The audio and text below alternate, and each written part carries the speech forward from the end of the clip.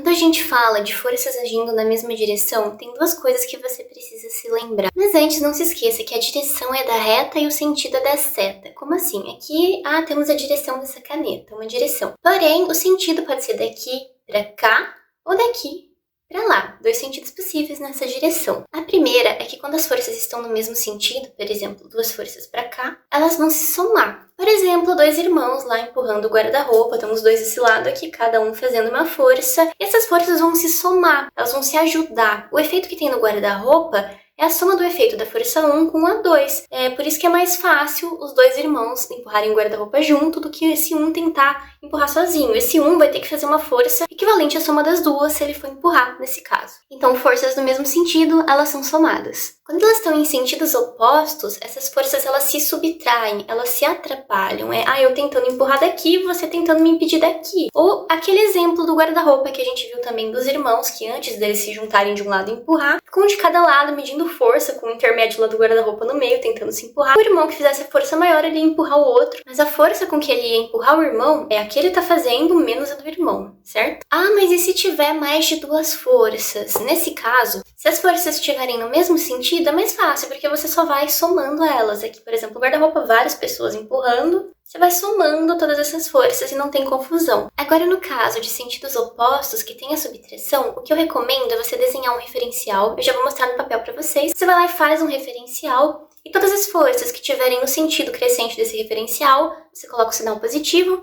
E as que estiverem se opondo a esse referencial, você coloca o negativo. Porque assim você não vai confundir onde que coloca positivo, onde que coloca o negativo, beleza? Aqui é o desenho que eu fiz pra vocês, né? Inicialmente não tinha esse X, ele tava só essas 5 forças aqui. Aí eu estabeleci que aqui é o eixo arbitrário, é o eixo crescente. Eu poderia da mesma forma colocar o X pra cá, tanto faz. Aí todas essas forças que estão apontando na mesma direção do eixo, pra cá, no mesmo sentido, eu somo elas. E todas as que estão opostas, em sentido oposto ao crescimento do eixo X, eu coloco negativo e aí deu uma força resultante de menos 15. Menos 15 por quê? Porque ela vai ser a resultante pra cá, contrária ao crescimento do eixo X. Eu espero ter te ajudado. E aí, você conseguiu entender quanto que a gente tem que calcular a força resultante? Por que a gente precisa desse conceito de força resultante? E conta pra mim também se você entendeu o que é a direção nesse contexto, o que significa, conta com as suas palavras pra você ir construindo cada vez mais o seu conhecimento. E vamos mesmo bater um papo, porque eu tô interessada em saber se vocês estão aprendendo.